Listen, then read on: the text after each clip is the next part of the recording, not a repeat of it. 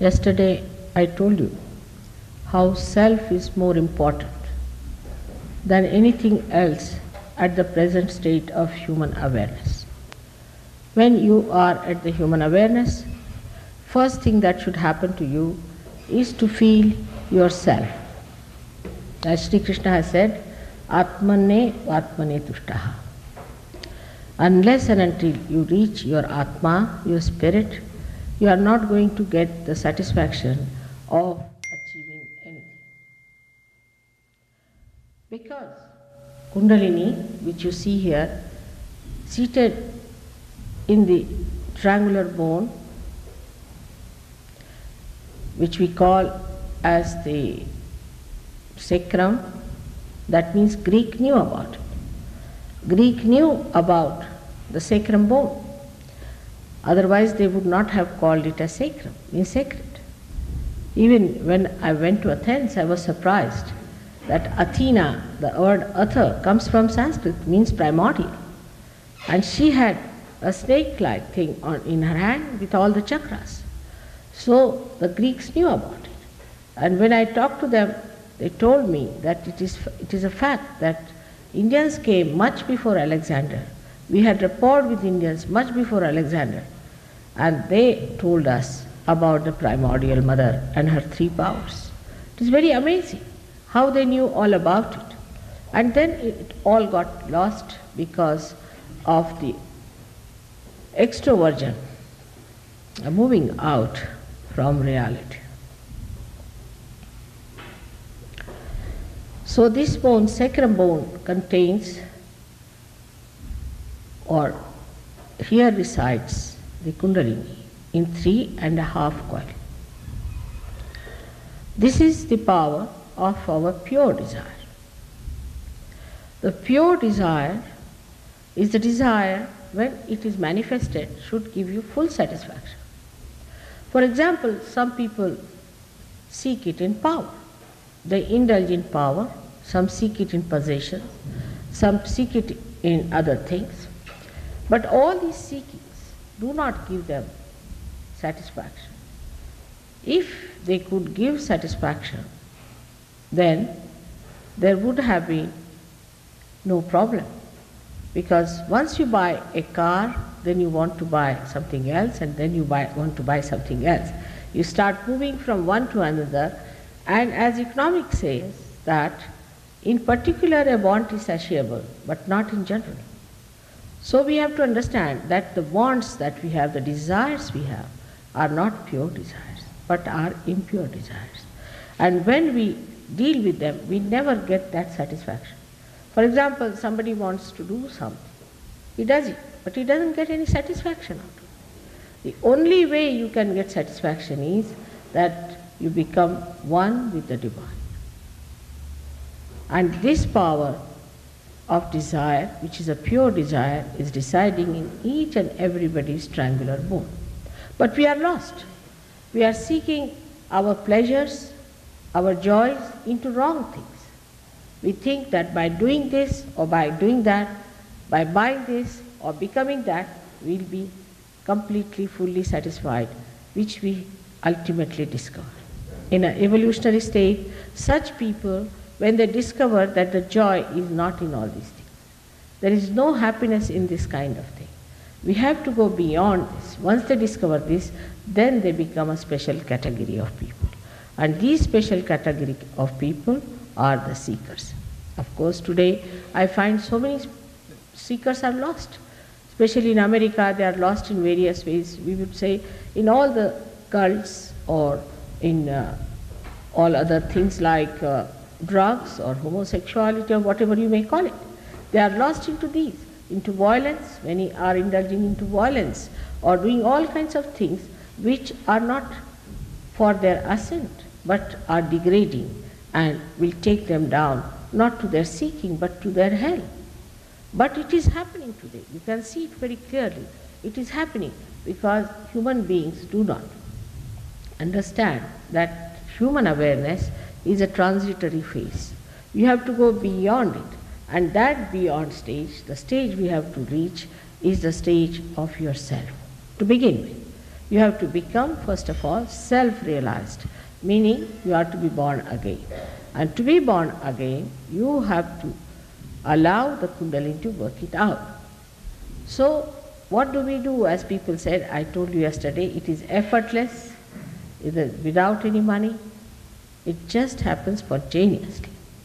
Now, it happens that an enlightened light can enlighten another light. In the same way, I may be able to enlighten you, but you can enlighten many others. Like in India, we have someone who has enlightened 10,000 people and has done so much good to people that it is amazing. Even there are people like the President of India, we can say the President of the High Court, Judge of the Hague High Court, which is the World High Court, the President of that, he's got his realization and he's a Sahaja. So we have people of that caliber who are Sahajogis and who have felt the vibrations, who have become self-realized. But they are very humble people, extremely humble people. Indians are basically humble and they know who is a saint and who is not a saint. They are so sensitive that they know who is a saint, who is not a saint. But in the West, as we have now lost our power to feel the saintliness in a person, we do not know who is a saint, who is not a saint. So the first thing that has to happen to you to understand who is a saint, who is not a saint, is first to get your realization. Without the spirit expressing itself into your awareness, into your attention, you cannot make out who is a saint or who is not a saint. Like they crucified Christ for no reason at all, and they worshipped Hitler. The Jews, they refused to accept Christ. They refused. They said, no, we don't accept Christ, because Christ said that I am dying for your sins. They said, no, we don't believe in that, we must suffer. So they suffered. They had sufferings. If you ask for suffering, you will have sufferings. But if they had accepted Christ, at least one thing would have happened, they would not have suffered. They asked for sufferings. They thought, unless and until we suffer, we cannot go to God. This was a very wrong idea, because Christ himself was a Jew. Himself, he took birth among the Jews. And for the Jews he came to save. But they are the ones who refused to accept him, because they were blinded. They didn't want to see the point. In the same way, it has happened in every century. Any time any incarnation came, people did not want to accept. Not in India. I would say Indians are much more sensitive to spirituality because they are not so materialistic. They understand, because we have been for ages seeking and seeking from traditionally, so we know what this seeking is, what it means. For me, it's not difficult to talk to them about Kundalini. There I start on a different level altogether, because they know everything, whatever I'm talking, they know already what it is. Maybe not in the cities where the people are westernized, but they know. But for other people, I have to start it from A to Z. So this is the Kundalini we have got in 3.5 coils, and it has a mathematical calculation. Now, it's only Indians and the Buddhists, from Indians, I would say, believed in the non-being. They believe there's a non-being, being and non-being. What is that state of non-being? When you become the non-being, means when you go beyond your conditioning and ego, then you become the non-being. And once you become the non-being, then nothing can touch you. As I told you yesterday, who are standing in the water have fear of getting drowned in the water. But if you go to the boat, then you start seeing that the water is down below, it is not going to touch you. That state has to be achieved, is a non-being, is the fourth dimension within us. This is called also in Sanskrit as Turiya Dasha. Now you might say, why in India these people discovered all that? See now, the reason is India is a very ancient country. And there we didn't have these problems that you had to face when you came to America. You had to face the nature to begin with. Our nature is very kind. We can live under a tree, eat the fruits of the forest, and can enjoy ourselves. We don't need much in that country to cover ourselves or to have any elaboration. So the attention has been always inside to find out, why are we here? What are we doing here? Are we wasting our life? Are we doing any harm to ourselves or to others? Is it all right to exist as human beings, or is there anything beyond? This search has been there for thousands and thousands of years, and because of this seeking, they have been able to reach right conclusions that there is this Kundalini within us, and this Kundalini is to be awakened. And if she is awakened, then you can become self very easily. And this was the job I had to do. For that, I had to work very hard for days together to understand what was the problem with human beings, the permutations and combinations of problems that they had. And somehow I managed it. I think now our mass realization is possible. Yesterday, despite some people being mischievous, you did get realization. This is God's work, and God's work will go on. Whether some people come and trouble you makes no difference. They are just like mosquitoes. They come and go away. Has no meaning at all. Because, you see, God's work is much greater than what they think of themselves. So it doesn't matter what happens or what people say or talk. The God's work will go on. But you must know it's a living work. It is not a plastic thing. You can produce thousands of plastic flowers very easily, but you cannot produce one single living flower. So when this living force has to act, it takes time. And it will take time, gradually it will grow, and you will be surprised that gradually it grows so beautifully that suddenly you find lots of people coming up and becoming. Because in Sahaja Yoga, what you become is important. It's the actualization. It is not some certificate or some organization that you belong to some organization or there is some certificate. But it is what you become. Your becoming is important. If you cannot become something, then you are no good in Sahaja Yoga. Many people who come to us, we find they improve a lot and they become very great also. But some people do not. They just waste it. Energy is all wasted. Whatever you may try, they do not. Sometimes they are so conditioned that we cannot improve them.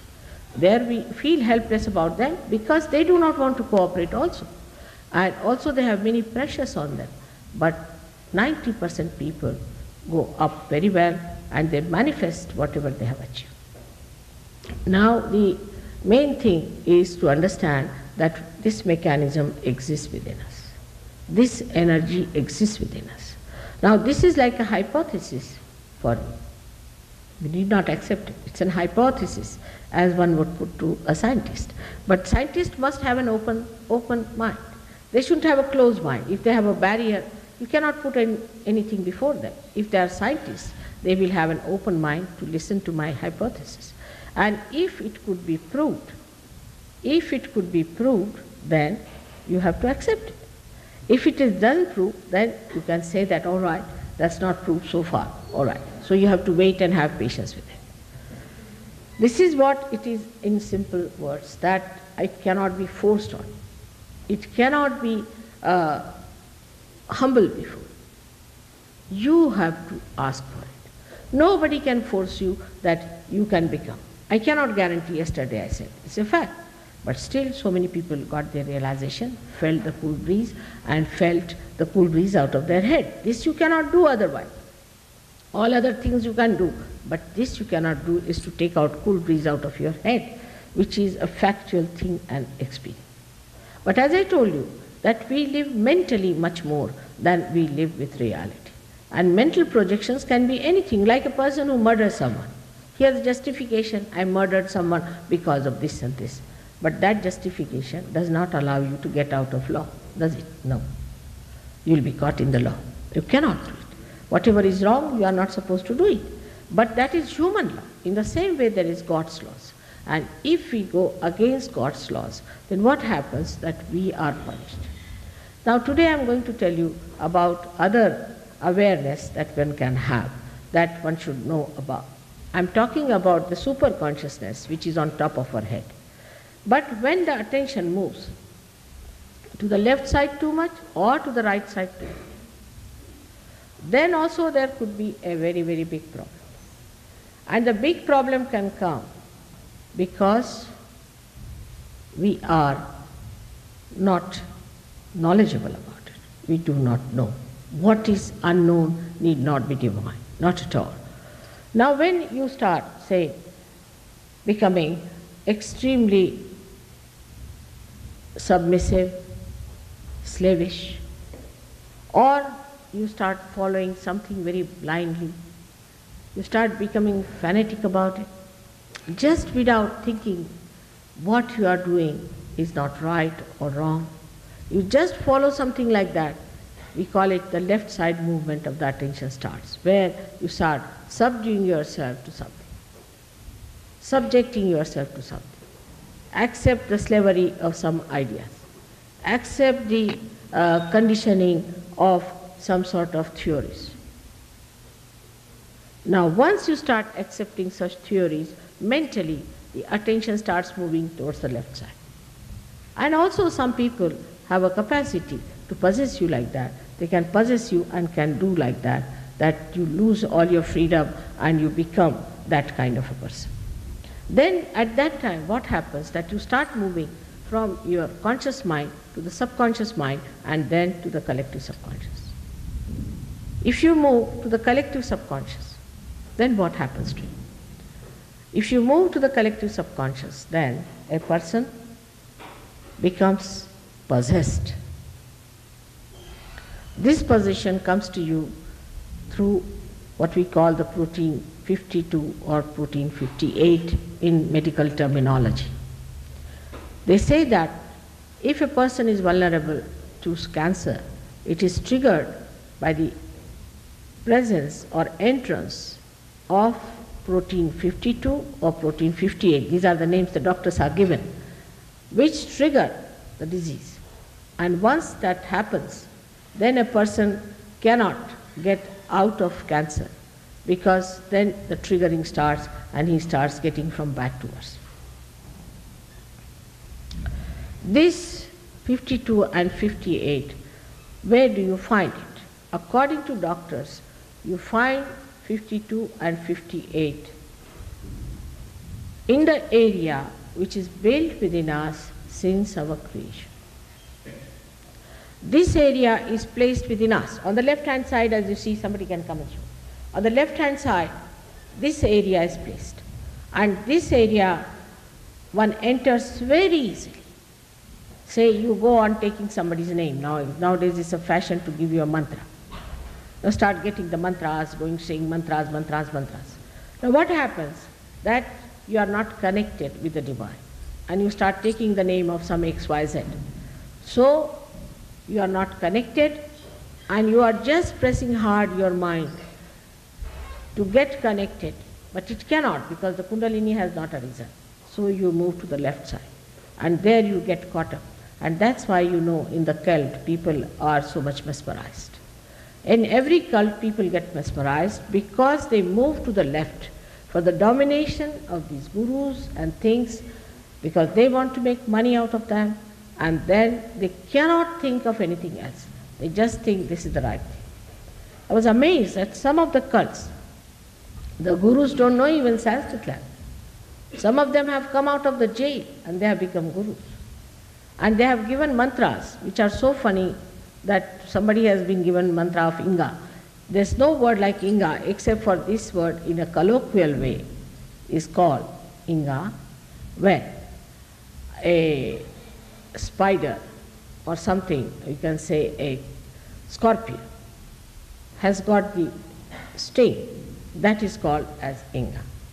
And this scorpion, when this scorpion hits it to a person, is called as the Inga, means that biting. Now that's the mantra given to many people. I was shocked and was told not to tell anyone about it. So if you tell to anyone, he'll just start laughing and roaring with laughter. Another mantra I heard was Tinga, meaning when you show somebody like this is Tinga, in colloquial word, not in Sanskrit language. There is nothing like a Jir and Ing in Sanskrit language. It has no meaning. And everything is meaningful in Sanskrit. Even every syllable is meaningful. So such people have come over and have become great gurus, and they give you names, maybe the names of some proteins which exist and which enter into you, and you get possessed.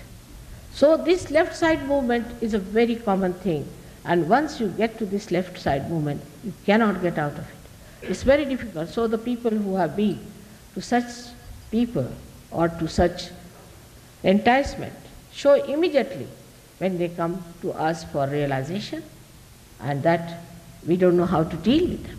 Because if you tell them you forget your guru, they don't like it. They go on contortions, their bodies start getting into contortions.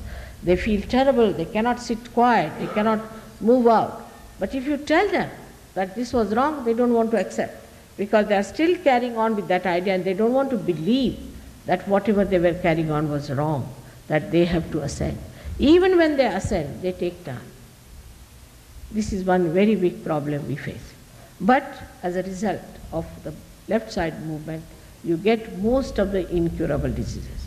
For example, your AIDS disease that has come is because of the combination of the left side Muladhara center and heart. Is that's the one. Of course, it has to have Swadhisthana with it, left Swadhisthana is due to that. If somebody could cure these three centers of that person can be cured. Sclerosis comes from the same. If somebody is suffering from multiple sclerosis, same problem. It comes Muladhara chakra, void, and also sometimes the right heart, sclerosis. Most of the muscular troubles go like that. Then we have got cancer.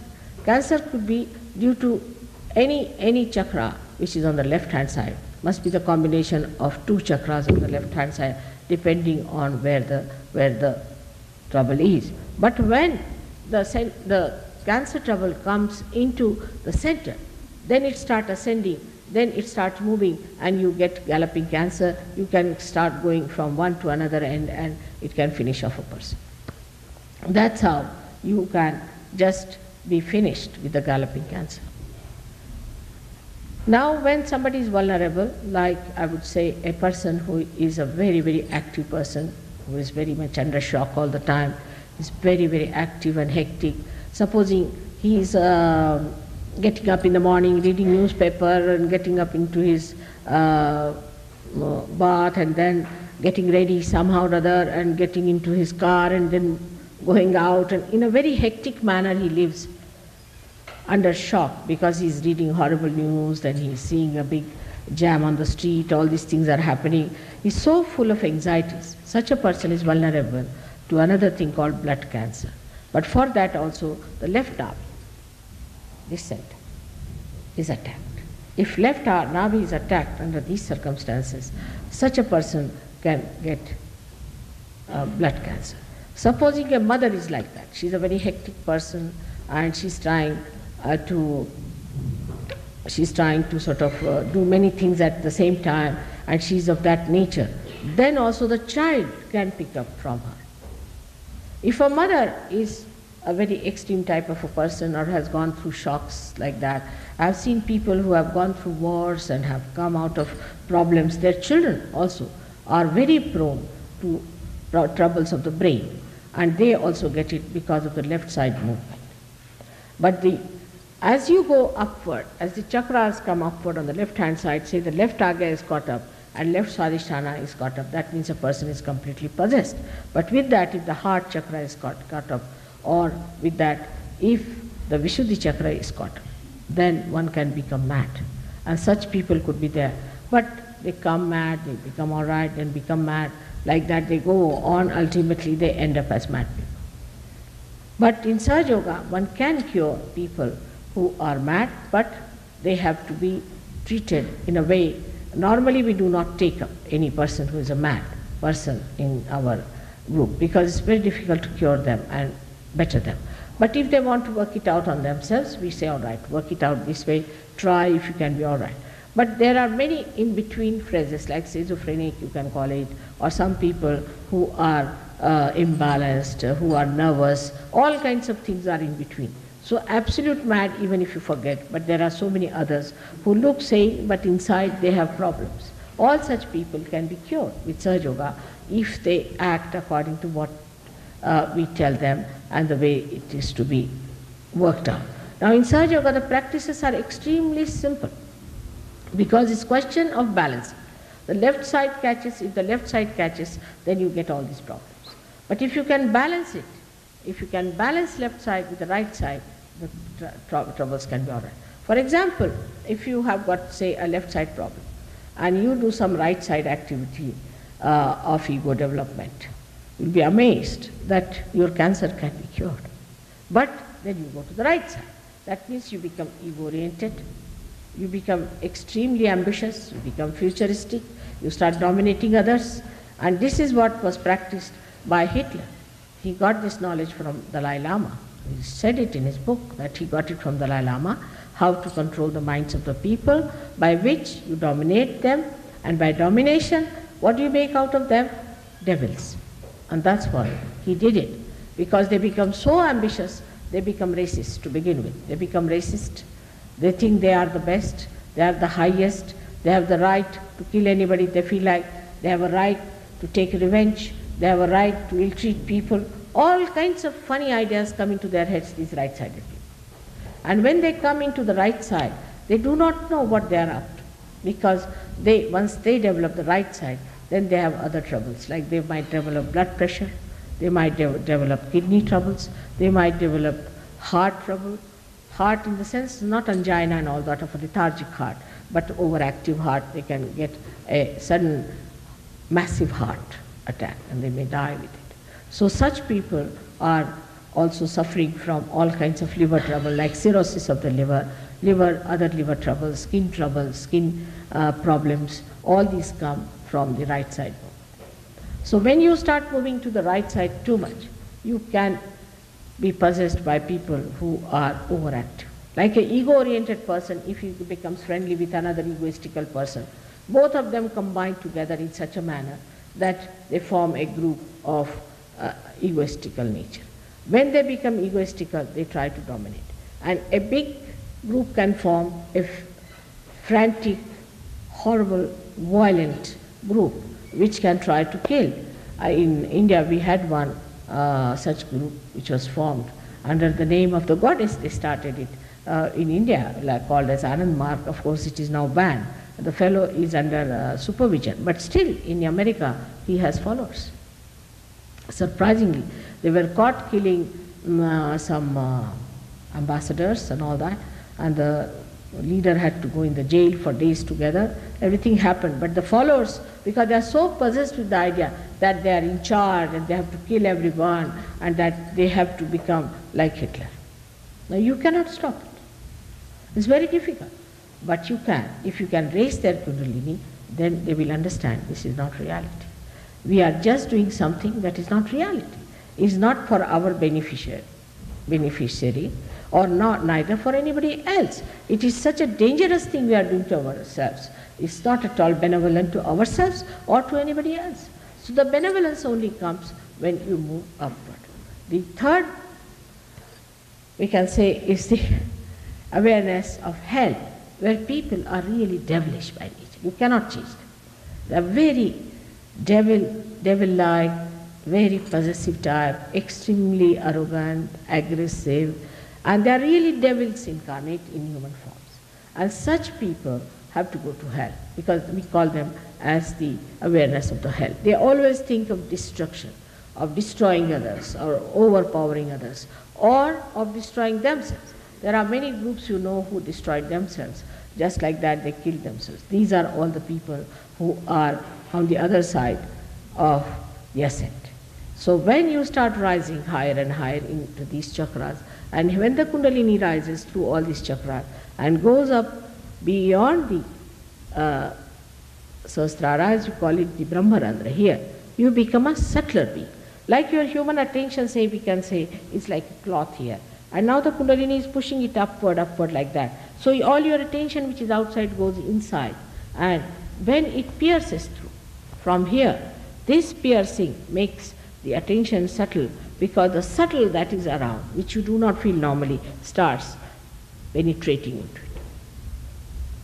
It starts covering your attention. And that's how we say, now your attention is enlightened. And now it is enlightened, not just talk, but it becomes enlightened with collective consciousness. You become collectively conscious. Then such people, when they talk, they have such a personality, such a knowledge. They become knowledge. They have no problems. They become knowledge because they become the absolute. But it is for you to decide, what are you seeking in life? What do you want in life? What is your life worth? If you want to cheapen your life, waste it for something very cheap and ordinary, useless, then you can go ahead with it. But if you think your life is important as a human being, should be, because you have become from amoeba to this stage as a human being, not to waste it, not to throw it away uselessly, but to become the spirit. That's what you have come on this earth for, and that's what should happen to you. Now, the main problem with human beings is that there are barriers we have. To accept anything we have barriers, but there is nothing to be accepted. In Sahaja Yoga you need not accept anything whatsoever, but you should not also deny. If you deny, I cannot raise your Kundalini. I cannot. You should allow your mind to be open to get realized. Because one reason is there why you have to do that more, because you do not know about Kundalini. People told me they don't know even what self-realization is. Imagine, in India, when my grandchild was born, we had our astrologer in my husband's place, about 2,000 miles away from where the child was born. He sent a telegram saying that this child has found her guru, Sadguru in the household. It was such a great thing to find a Sadguru who will give realization to the child. To us it is the most important thing. In a horoscope, the first thing they'll ask, shall we get self-realization in this lifetime or not? Then they say, all right, this lifetime you might, maybe next lifetime. Then they think, oh God, we have to wait one lifetime more. And all action is surrounding that. The whole behavior is that you must try to check your attention, chitta nirodha. Try to check your attention. Wherever it wants to go, just keep it out. While here it is, what's wrong? So what? If you want to jump in the sea, so what? Who are you to tell us? It's not that. There it is, you must control your attention. Control your attention. Keep the attention pure. If your attention is not pure at the time of realization, there will be a problem. It's just a different attitude towards life. If somebody is angry, here people always say, I hate you. I mean, in India, if a child says like that, he'll have 2 slaps on the face. It's regarded bad manners to even to think like that, that you hate anyone. To hate anyone is a sign of degraded personality.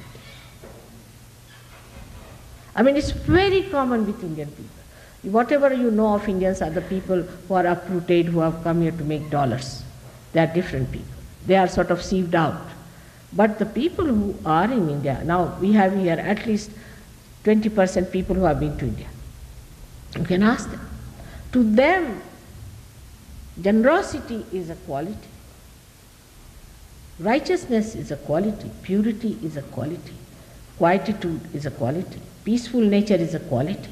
They do not boast of their angers and they do not boast of their hatred at all. I mean, it is never, never, never done. Even if somebody hates, he will not say that, I hate you. And it took some time for me to even to say this sentence to people, that this is something prohibited. Because your tongue gets spoiled. If your tongue is spoiled and impure, then whatever you say becomes untrue. Your tongue must be pure. You should not say something which is not true. In the sense, true doesn't mean that supposing somebody is a person who to your mind is not a good person. You shouldn't say that. You need not say that you are not a good person, you just keep quiet, let him discover. Because if he is bad, he'll suffer himself. This is a common attitude. I'm not talking for Indians, but I must say for spiritual life, one has to learn from them. Some of them who were thugs must have come here to loot you. That's a different point. I'm sorry for that. I'm sorry. But I also blame you for your naiveness. I came much before that. But I said you are not to pay to anyone any money. Nobody listened to me. They didn't like me at all when I said that. So You had to suffer. I know it was wrong, but it happened. Now at least people should realize that purity can only be achieved through self-realization. Innocence can be awakened within you on the first chakra. On the first chakra, you develop innocence. In the second chakra, you develop creativity. I've known people who never used to sing, have started singing very well, who never used to create anything, have started creating beautiful paintings. They have become great painters now, very well-known painters. Musicians, those who were never doing architecture have become great architects, and who have never done any interior decoration have achieved a lot. So, to say that we are very creative, one must know that you have limited energy. And for that you have to be connected to the main, so that all the time the energy is flowing into you. Then on top of that is the third center, which is the center of your seeking. So whatever you were seeking was not all right. But you do get your material well-being, no doubt. You do get your material well-being, but up to a point where you feel absolutely satisfied about it, you don't need anything anymore. You also get a great blessing of dignity and divinity. You get a proper understanding of your being. You become like a king. For a king, what we call the emperor, he doesn't need it. For example, as you know, I'm born of a very rich family, and it's a royal family, and my husband also is a very rich man. It's all right. We live in a very great comfort, no doubt. But I can sleep anywhere. I can sleep on the street, I can live anywhere. I'm not bothered where I live, what I do, how I move. I have no problem. Because if you are the emperor, you don't ask for anything, do you? If you get the food, all right. If you don't get, all right. If you like some food or don't like food, somebody says, I don't know what I eat in the morning, I don't know what I'm going to eat now. I don't know if I had my lunch or not. If I have had, all right, otherwise you can do what you like. It's that simple. Your body becomes your slave. You can lie down anywhere you feel like, you can do any amount of traveling, you can do 1,001 things. You become so dynamic. That happens when your Lakshmi Tattva is arisen. There are 4 Lakshmi Tattvas within us. The first is the Lakshmi Tattva, where you become a person very dignified and endowed with material comforts. But comfort which kills you is not there. Comfort means you are materially no more bothered. You get jobs. In London we have so many jobless people. But in Sahaja Yoga, all those who are there, all of them have got jobs. All of them. It's difficult to find one person who hasn't got the job. Moreover, it is compulsory in Sahaja Yoga that those who stay in the ashram must have some jobs. We have tried to allow some people to come without that, but we had very bad experiences of such people. So all those who are living on dole or some sort of a thing, we don't allow them to come in the ashram. And you'll be surprised that as soon as they join Sahaja Yoga, they get jobs. They get better and better jobs. Because Krishna has said, Yoga Kshema Vahamyaham. When you get your yoga, your well-being will be looked after. He didn't say Kshema Yoga. He didn't say, I look after your well-being and then you go to yoga. No, first yoga. Yoga Kshema Vahamyam. First you get the yoga and then the Kshema will work. That's what happens to you on the Nabhi Chakra, which is very important. But Rajalakshmi, that is you become like a king, that you become Grahalakshmi or Grahastha, means you become a householder. You become a good wife and a good husband. You develop proper feelings for each other and you develop proper feelings for your children. You improve your societies through that essence, if it is born in you, that you understand the importance of a good family life. And that automatically happens. You don't have to tell anybody. Just those people who hated each other after coming to Sahaja Yoga have started loving each other, understanding and enjoying each other. And married life in Sahaja Yoga is tremendous. 90% of married life is so great that people in America, where they divorce every third year, we have seen people are doing very well in the married life, even in America.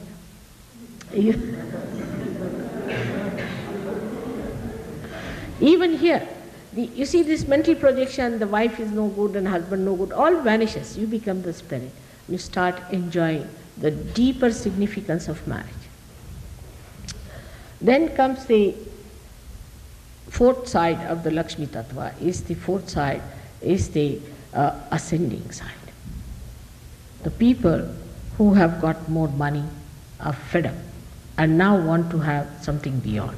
In the same way, in Sahaja Yoga, when you start moving, then you find that nothing but spiritual life gives you real joy. So you just don't care for anything else but the spiritual life. And what is the spiritual life of Sahaja Yoga is that you become the light and you give light to others. Selflessly. There is no selfish motive in it. Just because you are the light, you become the light. You don't see the light, you become the light and you give light to others. And just do it selflessly, without charging any money, without asking for anything. You just start giving what you have got, spontaneously, without paying for it. You just do it in a way that is a saintly way. Saints always spend their own money, always have spent their own money to give joy to others. They have never taken money from anyone. I mean, I have not heard of any saint who has built up big palaces and big places and big organization. Never. That's not a sign of a saint. A saint just emits compassion. And this compassion doesn't speak, it is silent. This compassion acts. It doesn't speak, it acts. When it acts, it works out wonders. That's what you know when Christ was touched by some lady. He said, some energy has flown through me. That is what it is. That the energy starts flowing through you and you do not do anything. It just happens automatically. Without doing anything, you achieve it. So for today, I think I have come up to the Nabhi Chakra. Tomorrow I'll tell you about other chakras in better elaborate way, that you will understand what is the essence of these chakras, that what becomes of you. They have described to you the chakras, but why these chakras? What do they mean? These are the different evolutionary milestones within us which have been crossed, and the last one is this one which you have to cross now, that's all. See, you are just ready for it. You are made for this. God has made you for this. Its best is that you get to it. And that's why I was yesterday asking questions, and people have now told me, Mother, don't ask questions because it's a waste. It's a waste of time. Those people who are asking questions are not asking any sensible questions. They are not bothered about themselves, but how they are spending their lives. Of course, some people asked very sensible questions also, I must say. But there's no need to ask questions. Let us see if it works out within you. If it works out, will be a good idea. Now, you want to have realization? First,